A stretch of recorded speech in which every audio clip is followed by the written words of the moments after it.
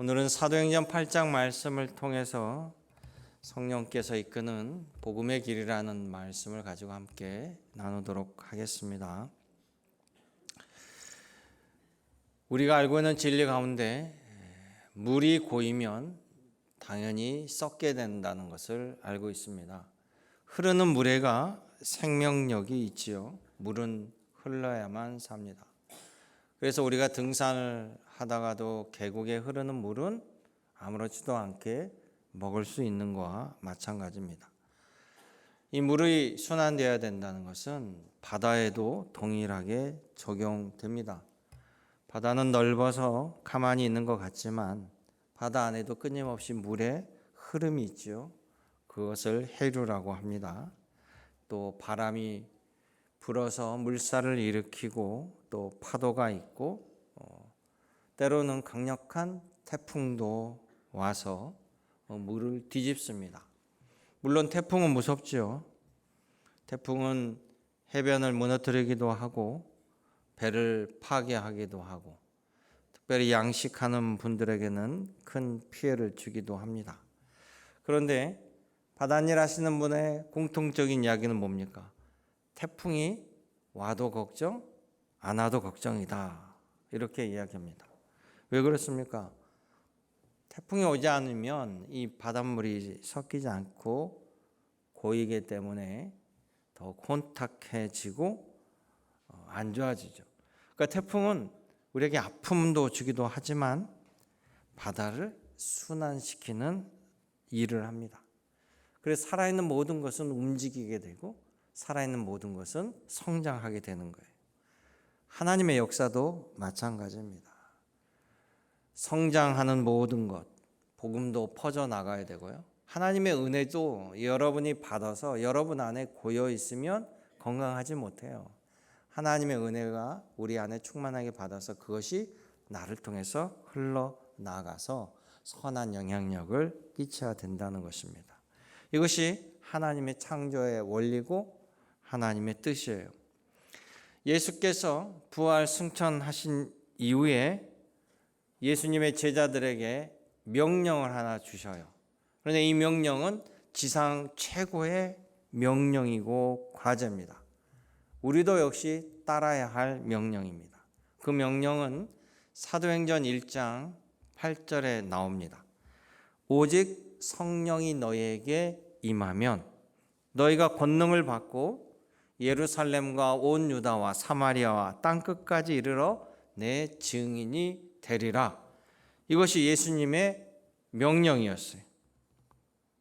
그래서 우리는 모두가 예수 그리스도를 영접한 자녀들은 이 지상 과제가 우리의 인생의 삶에서 매우 중요하게 해야 될 일들입니다. 예수님을 구주로 증거하며 예수 그리스도의 복음이 온 땅에 퍼져나갈 수 있도록 하는 것이에요. 그런데 이 사도행전 1장 8절에 우리가 이 모든 것을 할 수 있는 것은 내 능력, 내 의지, 내 재주가 아니라 분명한 전제 조건을 예수께서 말씀해 주셨어요. 그것은 성령이 너에게 임하며 우리를 이 길로 이끌게 될 것이다 라고 약속해 주셨단 말이에요. 그리고 그 약속이 이루어져 갑니다. 바로 예수님이 부활 승천하신 이후에 제자들에게 명령하죠. 너희는 예루살렘을 떠나지 말고 성령 받기 위해서 기도하라. 그리고 그 성령이 너에게 임하면 아까 예수께서 명령한 것처럼 권능을 받게 되고 예루살렘과 유대와 사마리아 온 땅 끝까지 나아가서 내 복음을 퍼져나가게 할 것이다 라고 했습니다. 이 말씀처럼 예수님의 제자들이 예루살렘의 마가의 다락방에 함께 모여서 열심히 기도했습니다. 그 기도한 10일차에 성령이 임하시는 거예요. 그게 바로 성령 강림절 사건 그리고 오순절이라고 합니다. 이렇게 성령이 강림하니까 그들이 예수 그리스도의 복음을 담대하게 전할 수 있어요. 핍박이 오는 동네에서 베드로가 성령 충만함으로 예수 그리스도를 증거하니까 그 말씀을 들었던 완악했던 유대인들이 가슴이 찔려하고 통회하고 우리가 어찌하들 꾸면서 예수 그리스도를 믿는 3천 5천 명의 역사가 일어나잖아요. 그러면서 그뿐만 아니라 이 사도행전은요, 바로 예수께서 약속하신 1장 8절 성령이 임하면 너희가 내 증인이 되리라, 이 모든 것을 낱낱이 생생하게 기록해 둔 책이 바로 사도행전이에요. 그래서 사도행전은 말 그대로 이 제목에 이 책에 모든 것이 담겨 있어요. 사도들이 어떻게 복음을 전하고 성령의 역사를 이루게 하였는가, 이게 바로 사도행전이 되는 것이죠. 그 사도행전의 놀라운 역사는 오늘도 계속되고 있다는 사실이에요. 살아계신 성령께서 오늘도 여러분을 주관하시고 역사하시고 이곳에 인도하시고 오늘 이 말씀을 듣게 하시고 우리 눈에 보이지 않지만 오늘도 나와 함께 하시고 내 인생을 이끌어 가시는, 내 기도를 들으시고 내 앞을 열어주시는 성령님의 역사를 체험하는 시간 되길 원합니다. 또 사도행전 오늘 8장을 통해서 아까 말씀드린 사도행전 1장 8절이 어떻게 이루어져 가는지를 모두가 은혜 받기를 원합니다. 여러분도 오늘 성령의 충만한 역사가 여러분 심령에 가득 넘치기를 주님의 이름으로 축원합니다. 그래서 사도행전 8장을 보면 첫째는요, 성령께서는 이 세상의 탄압으로 말미암아 흩어져가는 그곳에 복음이 퍼져나가게 하는 역사를 일으키시는 거예요. 사도행전 8장 1절에는 이렇게 시작합니다. 사울이 그가 죽임당함을 마땅히 여기더라. 그날에 예루살렘에 있는 교회에 큰 박해가 있어 사도 외에는 다 유대와 사마리아 모든 땅으로 흩어지니라 그래요.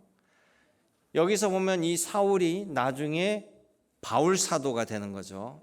이 사람이 예수님을 믿고 이제 예수님의 제자가 된 그 바울인데 아직은 예수님 믿기 전에요. 그러니까 이 사람은 유대교 랍비로서 이 스데반 집사를 죽이는데 혁혁한 역할을 한 사람이고, 이때만 해도 이것이 당연하다고 의기양양했을 때예요. 그러면서 대대적인 박해가 일어납니다. 예루살렘에서 교회에서 처음 7 집사를 안수해서 세웁니다. 그 사람 중에 하나가 스데반이에요. 이 스데반은 매우 존경받는 사람인데 이 사람이 성령 충만을 받고 담대해져서 예루살렘 성전으로 올라가서 유대인들에게 우리가 기다리던, 여러분들이 기다리던 메시아가 바로 예수님이시다라고 증거를 해요. 그런데 그 말을 듣던 사람들이 곧 예수 그리스도를 십자가에 죽였던 사람들이기 때문에 그들의 마음이 더욱 완악해져서 스데반을 죽입니다. 여러분, 악은 뭡니까? 악은 나의 죄를 감추는 것이 악이에요.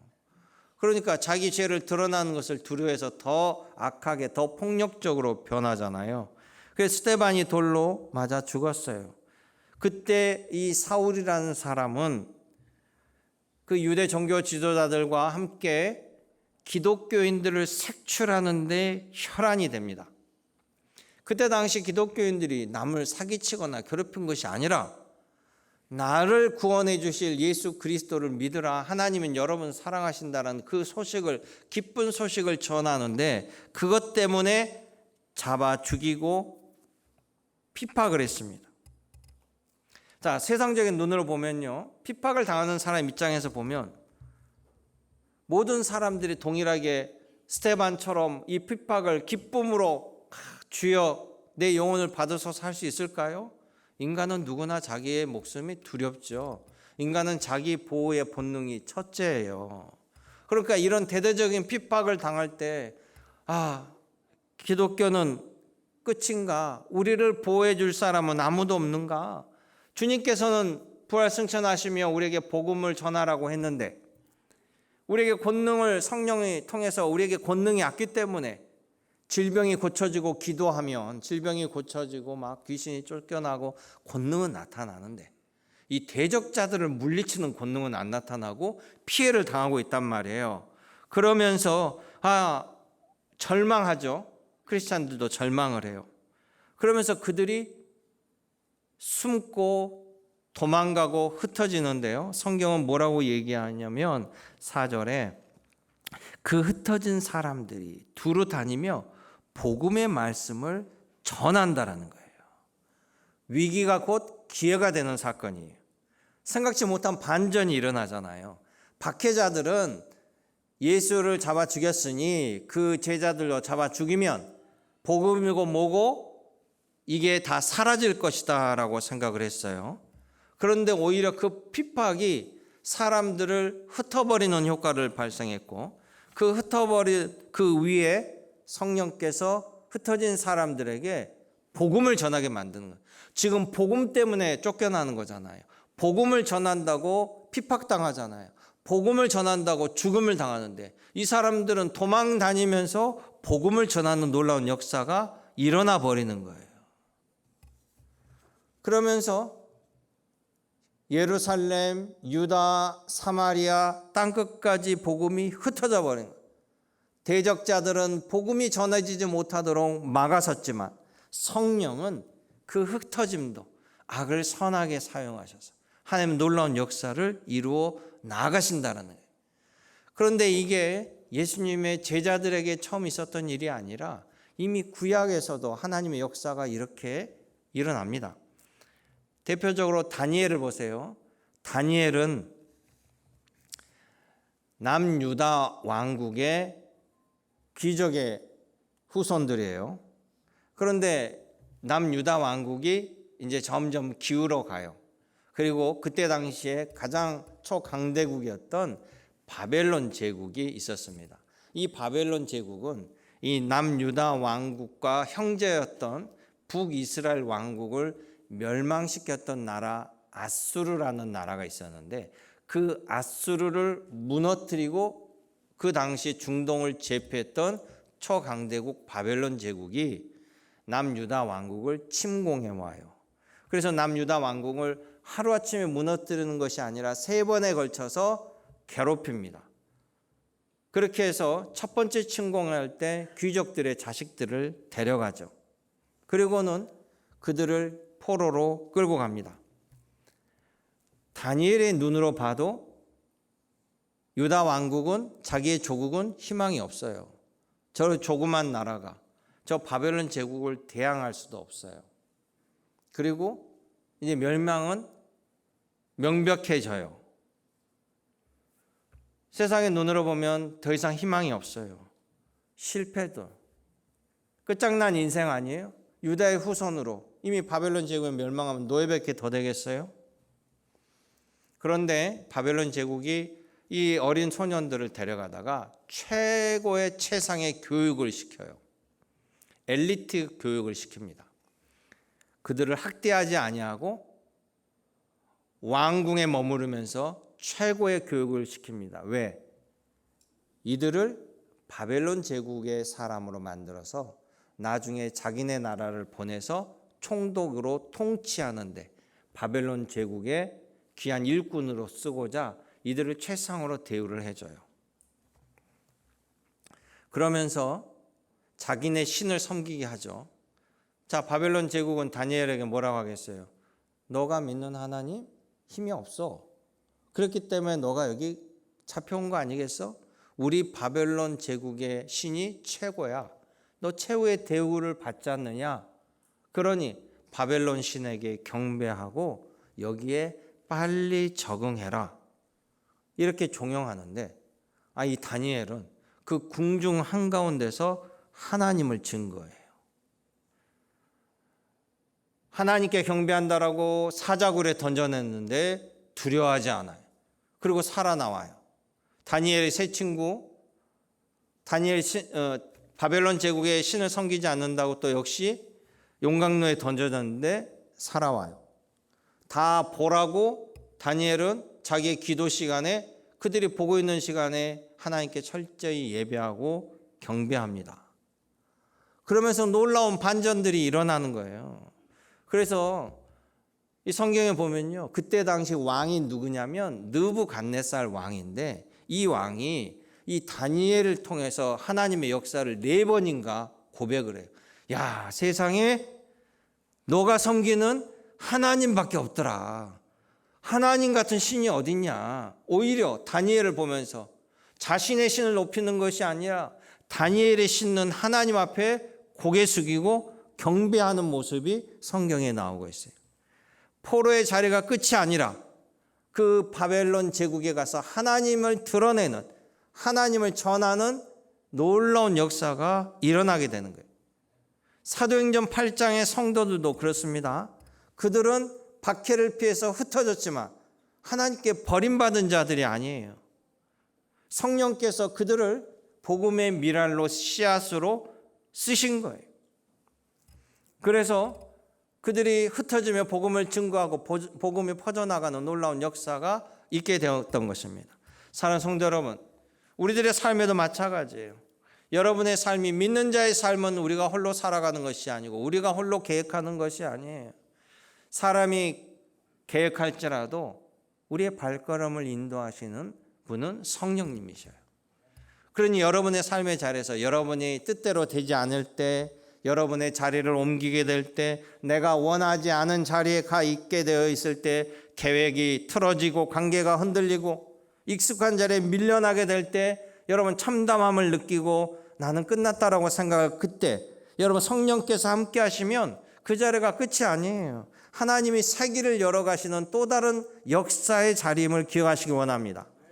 하나님이 내가 함께 하시기 때문에 이 길이 복된 길이고 이 길이 외로운 길이 아니고 주님께 영광 돌릴 수 있는 길임을 바라보시는 여러분 되기를 원합니다. 그래서 여러분 모두가 성령 충만함을 입는 여러분 되시기를 주님의 이름으로 축원합니다. 두 번째는 이 성령께서 이스라엘 백성들이 상종하지도 않던 사마리아에게 복음이 전해진 역사가 일어나게 돼요. 아까 분명히 성령이 너에게 임하면 권능을 받고 예루살렘과 온 유대와 사마리아와 그리고 땅끝까지라고 이야기하잖아요. 여기서 예루살렘은 유대 왕국 속에 유대 지역 안에 포함되잖아요.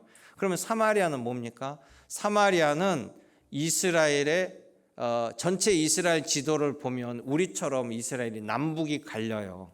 남북이 갈려서 북쪽을 북이스라엘 왕국이라고 불렀고 남쪽을 남유다 왕국이라고 했어요. 원래 한 민족이에요. 그런데 이 사마리아는 이스라엘 백성들이 한 민족으로 여기지 않아요. 이게 왜 그러냐면 우리는 지금 북한이랑 두 나라를 이루지만 우리 북한에 있는 주민들이 우리 같은 혈족이요 우리 민족이라는 데는 의심을 하지 않잖아요. 같은 혈족으로 봤는데 자, 북이스라엘은 남유다 왕국은 두 나라로 갈리면서 북이스라엘이 먼저 옆에 있는 아수르라는 제국에 의해 멸망을 당해요. 그런데 이 아수르 제국은 우리 이제 세계사에도 나오는데 이 아수르 제국은 지금은 이제 사라지고 후손도 없어요. 근데 이 아수르 제국이 아주 전쟁에 잔인한 민족이에요. 그래서 이들은 나라를 점령하면 정말 끔찍한 짓을 합니다. 노예에게. 그래서 첫 번째 이들이 하는 행동은 뭐냐면 혼혈을 시켜버려요. 어느 나라를 점령하면 그 나라 백성들과 자기네 나라에 있는 백성들과 전부 다 결혼을 시켜서 혼혈을 시켜버립니다. 그러니까 자기 조국이라고 할 게 없이 만들어버리죠. 두 번째는 노예를 하거나 반항을 일으키면 이 사람을 하여간 표현하기 어려울 정도로 전무후무한 그런 악독한 나라예요. 그런데 이 아수르가 이 북이스라엘을 점령한 다음에 그렇게 혼혈을 시켜버렸어요. 그러니까 유대인 남왕국의 입장에서는 이 사마리아 사람들이 우리 민족이 아니야. 그렇게 보는 거예요. 자기네만 순수 혈통이라고 생각하고 저 혼혈은 저 아수르 제국이 섞여 있다라고 해서 인정하지 않고 이방인 취급합니다. 철저히 이방인 취급을 해요. 나중에 남왕국도 멸망을 해요. 그래서 결국은 북쪽이나 남쪽이나 전부 다 바벨론 제국이 되고 그 다음에 나중에 로마 제국까지 되잖아요. 그 로마 제국 때 예수님이 오셨는데도 불구하고 그 남과 북의 유대인과 사마리아 사람들의 그 관계는 달라지지 않아요. 그래서 북쪽에 있는 사람들이 이 남쪽 예루살렘에 오게 될 때 사마리아 땅을 통과하지 않아요. 뺑 돌아서 그 땅을 지나가기도 싫어할 정도로 감정의 골이 깊단 말이에요. 그렇게 서로 상종하지 않으니까. 예수님 제자들이 전부 누굽니까? 전부 유대인들이잖아요. 그러니까 그들도 역시 동일한 생각을 가지고 있죠. 저 사마리아 사람들에게 복음을 전해야 된다는 생각은 일도 하지 않고 당연히 유대 백성들에게, 내 민족에게만 복음을 전해야 된다라고 생각해요. 그런데 사마리아 사람들은 그들 역시 그 조상으로부터 유대교를 그대로 받아들인 사람들이에요. 동일하게 하나님을 섬기고 제사를 드리는 사람들입니다. 그럼에도 불구하고 서로 완전히 담을 쌓고 살아가는데 예수의 복음은 그 담의 차별과 경계를 뛰어넘게 되죠. 이 흩어지는 제자들 가운데 빌립 집사가 남이 아무도 안 들어는, 남이 전혀 생각하지 못한 사마리아 땅으로 들어가요. 그런데 성경을 보면 성령께서 빌립 집사를 사마리아로 이끌고 갑니다.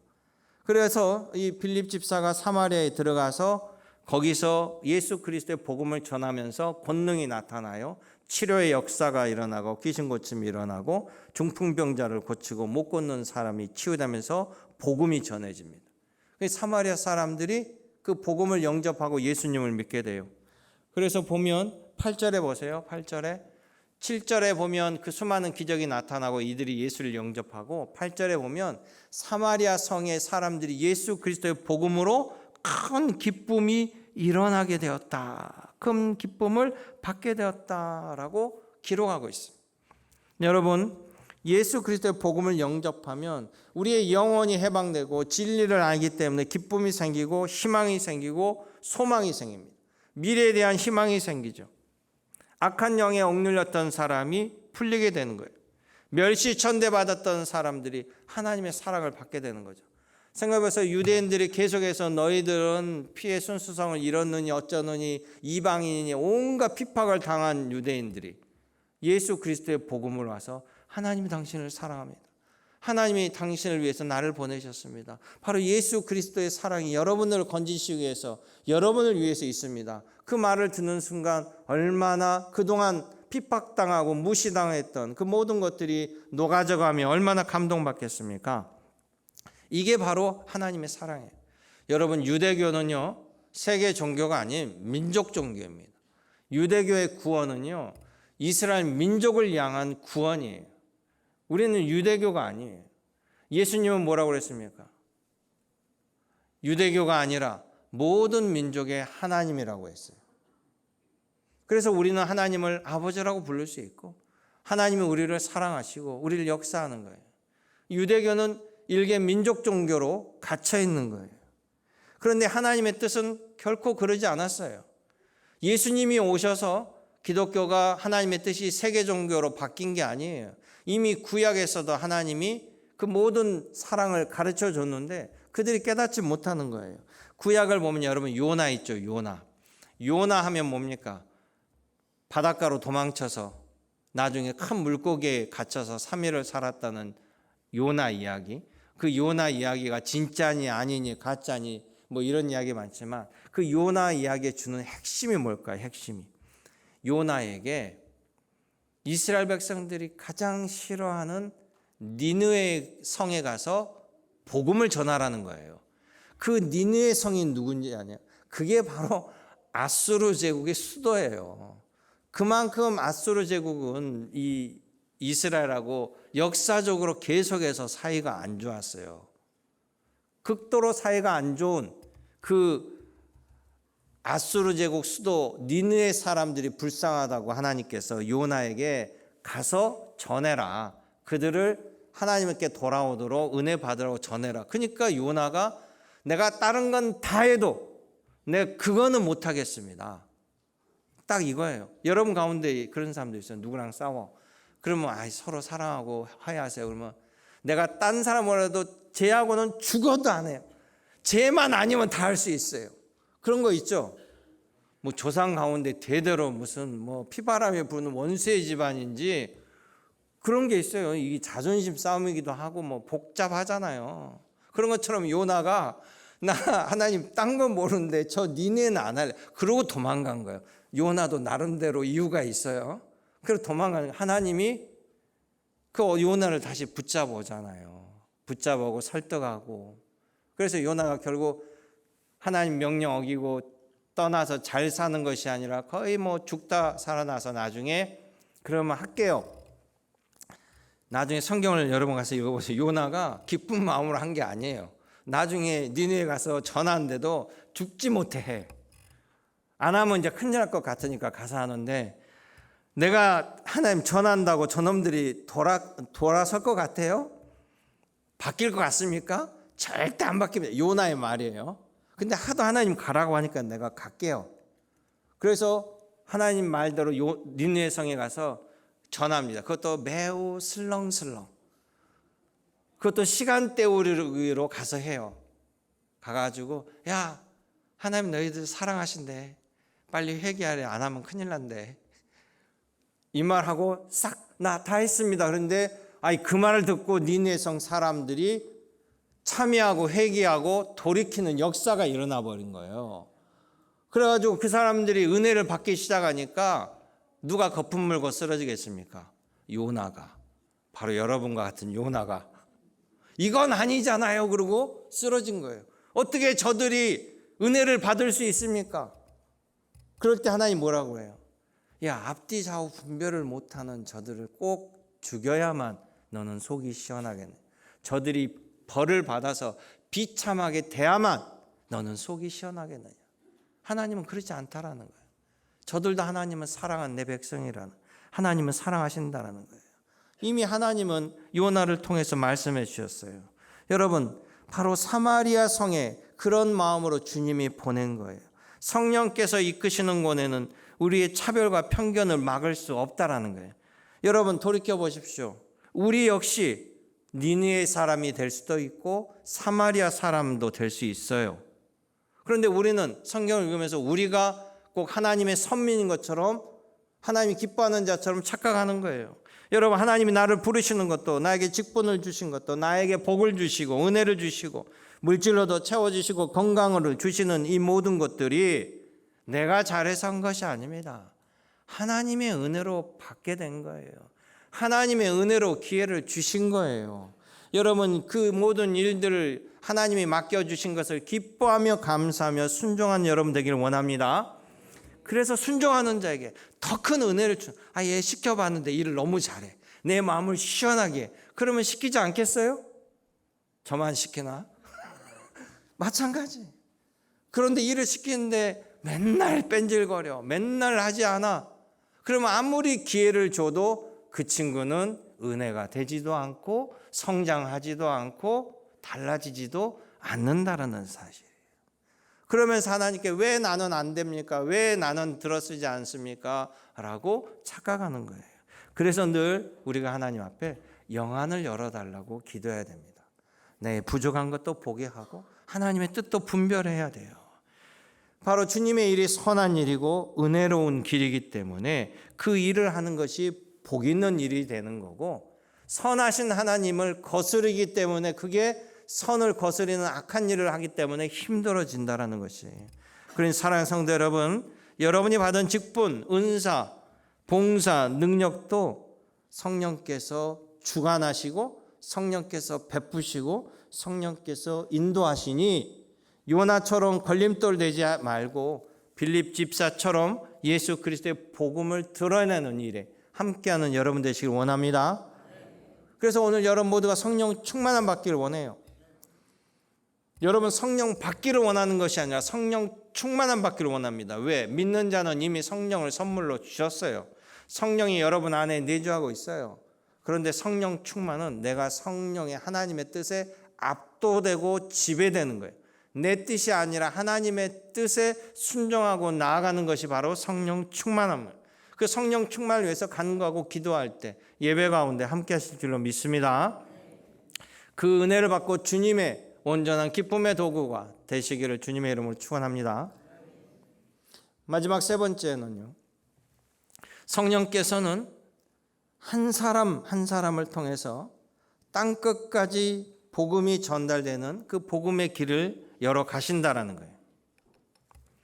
자, 사마리아는 원래 이런 사랑과 은총을 받지 못하고 온전히 늘 유대인들에게 터부시만 당해왔고 또 여러 가지 억울함을 당해왔어요.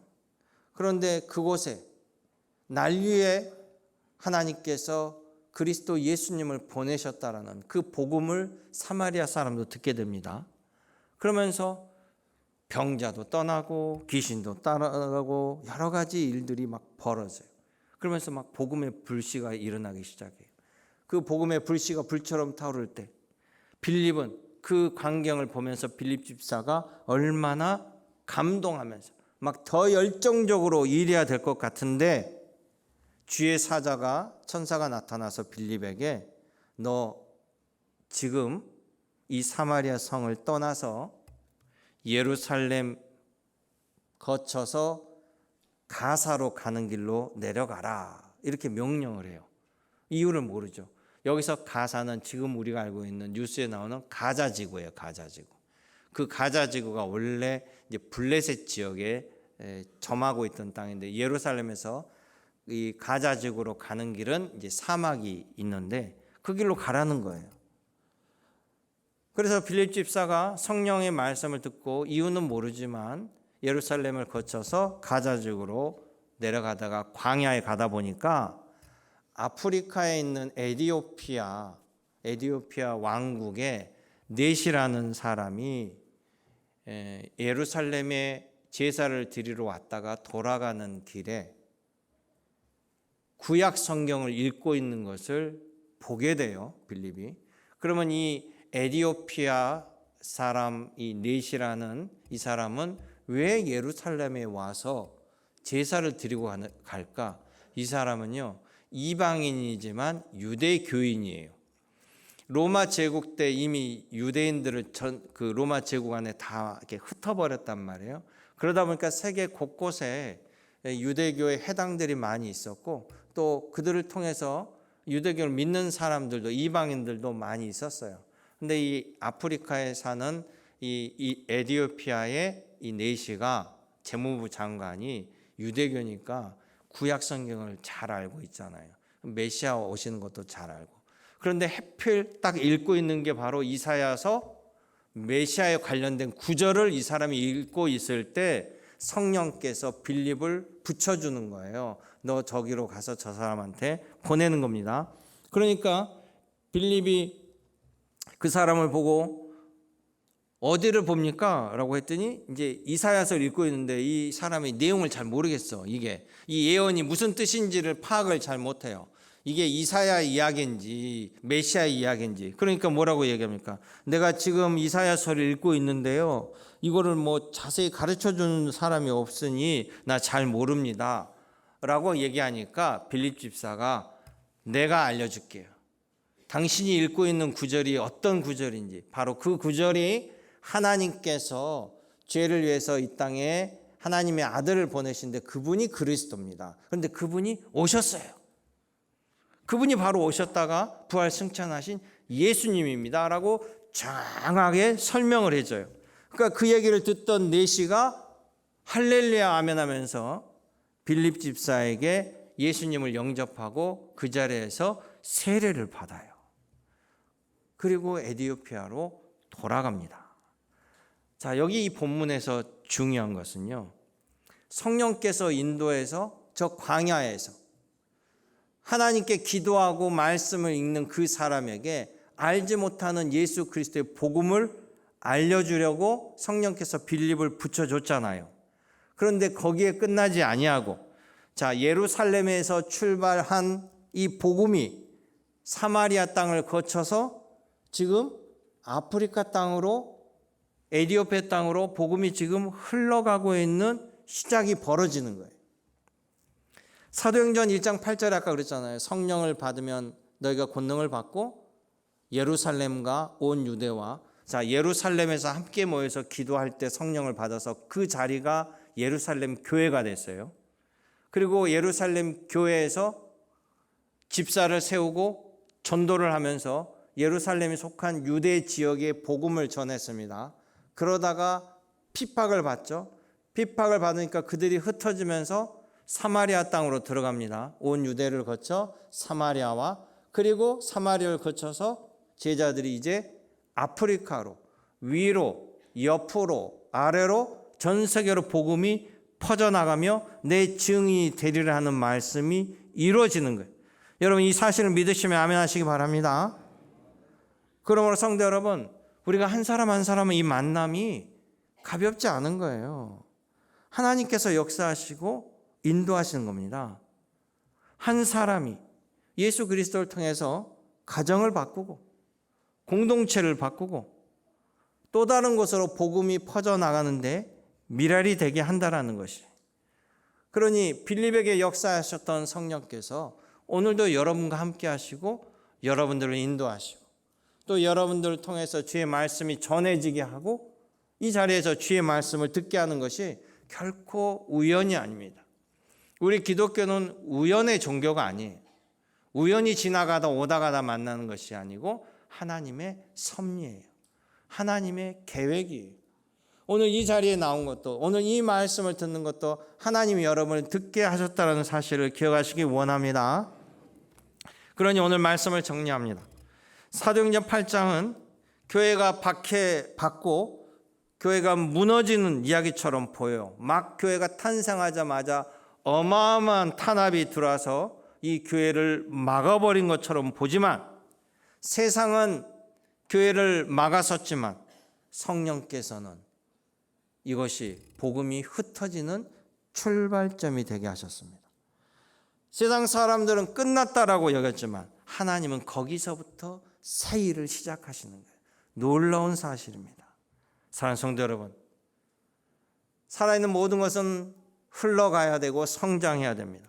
복음도 흘러가야 돼요. 하나님의 은혜도 흘러가야 됩니다. 하나님의 은혜를 여러분이 먼저 충만히 받으셔서 여러분에게 차고 넘쳐서 흘러나가길 원합니다. 그래서 하나님의 영광의 기쁨이 여러분을 통해서 만방에 증거되어지고 하나님 맡긴 모든 사명을 잘 감당함으로 하나님의 기쁨의 자녀로 살아가는 여러분 되시기를 주님의 이름으로 축원합니다. 아멘. 참 좋으신 아버지 하나님, 오늘 이 시간 함께 하셔서 우리에게 말씀을 주시고 깨닫게 하시고 오늘도 성령께서 우리 심령을 인도하여 주심을 믿습니다. 한 주간 살아가며 좌로나 우로나 치우치지 아니하고 하나님이 공급해 주신 힘과 능력으로 기쁨으로 베품으로 살아가게 하여 주옵소서. 언제나 함께 하신 예수님의 이름으로 기도드리옵나이다. 아멘.